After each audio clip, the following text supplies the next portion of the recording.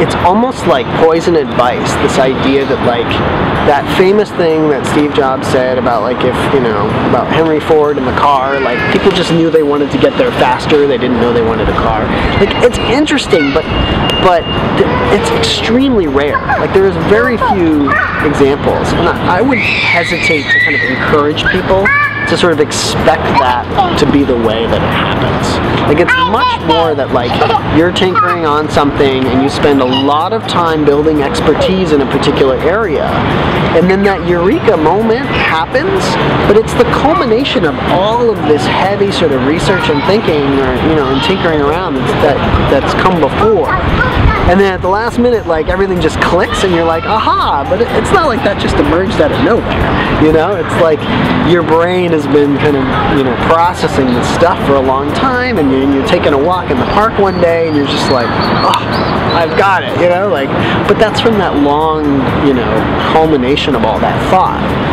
So how often does that happen to you in terms of ideas and do you stop yourself? It happens on a small scale on a daily basis with just like coding problems and stuff. So like the concept of taking your mind off of things that you've been thinking about and then letting your brain just kind of naturally solve the problem in the background, that's a real occurrence. There's science behind that. Like I solve a lot of problems in the sort of half hour that I'm starting to wake up in the morning. Like literally still in bed with my eyes closed, like my brain will start piecing things together, and I'll sometimes wake up with an answer because your brain actually processes information that way. So that, for me, that happens a lot. It's like I will be so frustrated with a programming problem at 5 o'clock at the end of the day, and I'm going home and I'm on the BART and I'm mad because I can't figure this thing out, and I know it's right in front of me. And I'll just stop thinking about it and go home and make dinner and play with the kids and go to bed, and like I wake up in the morning and I'm like, oh, it's right, it's so obvious, you know? And I think it's probably just because, you know, you think through the whole day and you're tired at the end of the day, and you just like, you lose your capacity to have like innovative thoughts. But in terms of like the really big ideas, the large scale, I think it's much rarer, you know? And I think that, you know, what's interesting is that I was just reading something about sort of Venn diagram of what should my company be, and it's really interesting because it's this combination of both I can't remember who came up with this concept, but it was like, you know, there are these circles in a Venn diagram of things that you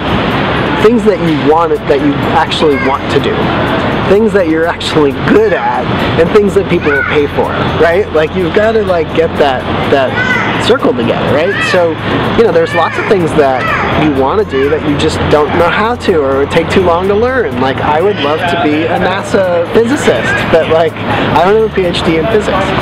But there are things also that I like to do that I do have the skills for. So I enjoy what I do, and I'm in a lucky position where I enjoy what I do, I'm good at it, and people will pay for it. So, you know, I've managed to capture that.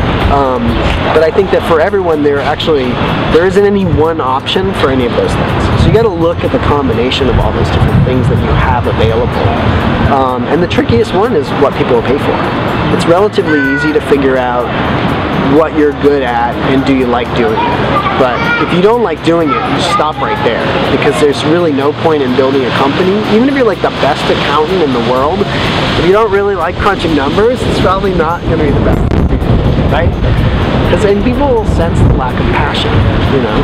So like, I think what makes really good companies is, you know, that passion is really evident. It comes through in the work that you do, you know? You really care about solving this problem.